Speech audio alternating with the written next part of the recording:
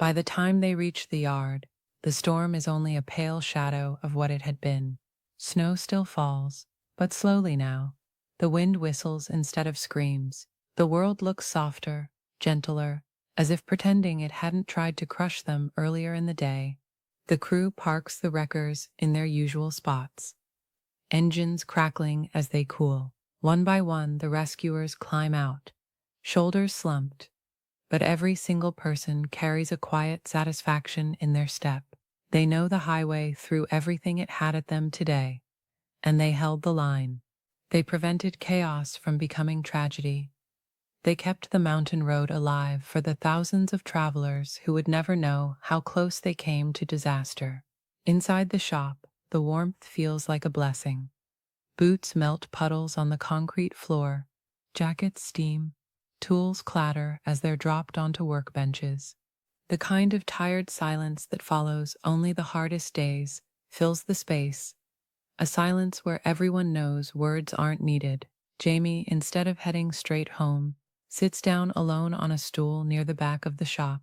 The lights buzz quietly overhead, and through the small office window, he can still see the snow falling outside, drifting down like ash from a dying fire. He runs a hand over his face, feeling the sting of cracked skin, the burn of wind-battered cheeks. His muscles throb, his bones ache, but more than anything, his mind is replaying the risks they faced today. He thinks about the logging truck at Box Canyon, the way the trailer balanced at an impossible angle, one wrong move away from tumbling into the ravine. He thinks about the tanker during the pileup, remembering how the entire scene breathed danger, how one sliding car could have turned everything into a firestorm. He thinks about the semi hanging over the edge at Sopkios, the driver trembling inside the cab, and how the lines strained so violently that the whole rig shook like a trapped animal. Most of all, he thinks about the responsibility he carries, the responsibility for his crew, for the countless strangers traveling the Coquihalla, and for the decisions he has to make under pressure that can either save lives or end them. It's not just towing. It's not just heavy rescue.